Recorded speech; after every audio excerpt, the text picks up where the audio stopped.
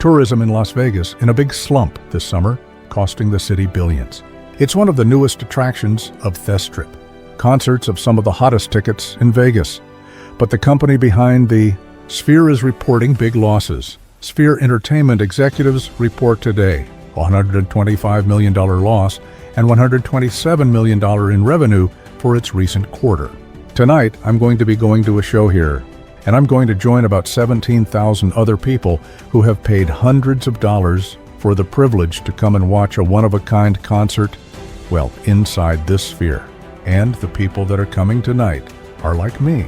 They've paid hundreds of dollars and some thousands of dollars, not me, but them, to come see the show here.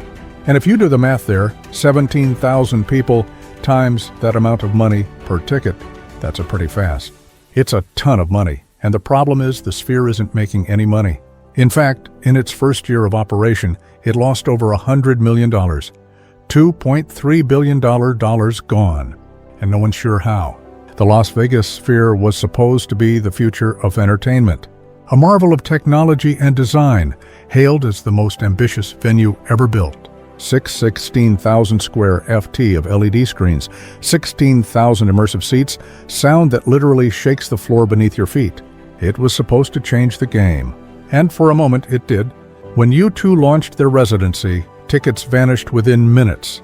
Hollywood director Darren Aronofsky created custom cinematic experiences.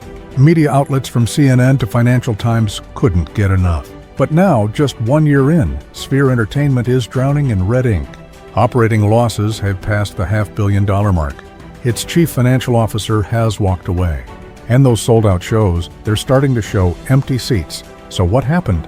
How does the most advanced venue in the world become a financial black hole? Where did the $2.3 billion actually go? Today, we're digging beneath the glowing dome to find out what went wrong and whether the dream of the Sphere is already fading. Part 1. The Hype and the Dream. The Sphere didn't begin as a financial disaster. It began as a breathtaking vision. When construction finished in Las Vegas, the world stopped to look. The building itself became a global headline overnight. A perfect glowing orb rising out of the Nevada desert, lit by more than 50 million LED lights, pulsing like a futuristic planet in the middle of the Strip. People flew in from Europe and Asia just to see it. Tourists pulled over on the highway to take pictures. Even before it opened, the Sphere became the most photographed building in Las Vegas. Inside, it was even more unreal. The interior screen stretched taller than a 10-story building, its curved digital surface wrapped completely around the audience, pulling them into another world. The audio system was unlike anything used in a concert venue before. Tens of thousands of hidden speakers delivering precise sound to every single seat. When you opened the venue, critics called it historic. They said concerts would never be the same again. The band wasn't performing on a stage anymore. They were performing inside a digital universe. The production was a perfect marriage of music, technology, architecture, and art. And then came Postcard From Earth, directed by Oscar nominee Darren Aronofsky.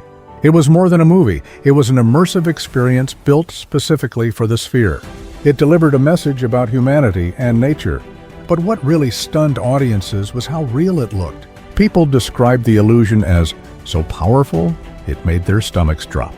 For a moment, it felt like Sphere Entertainment had done the impossible.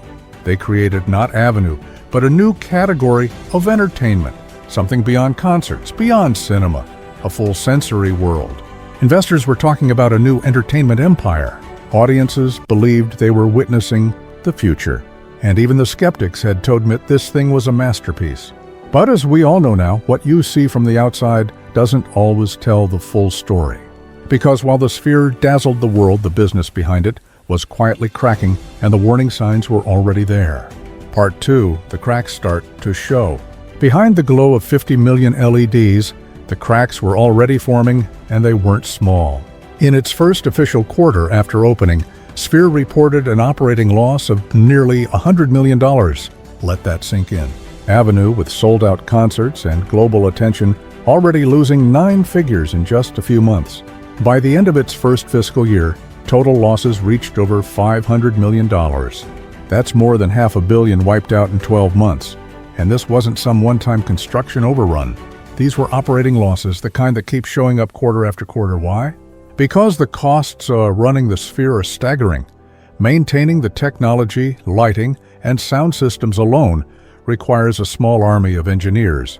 Add in staffing, security, HVAC for a 17,000-seat indoor venue, plus marketing, legal, and insurance. And suddenly even sold-out shows aren't enough. Ticket sales from YouTube's residency generated buzz, but limited revenue. Postcard from Earth brought in curious crowds, but after a few weeks, demand began to dip. Repeat business almost non-existent.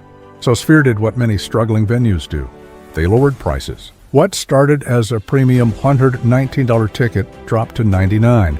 Still immersive, still spectacular, but now more accessible, or maybe more desperate. At the same time, reports began surfacing of unsold seats. Entire sections empty on nights that were supposed to be full. And then the real red flag, the company's chief financial officer resigned. No scandal, no statement, just gone.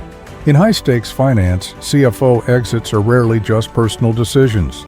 They often signal deeper concerns, financial instability, disagreement on strategy, or doubt about long-term viability.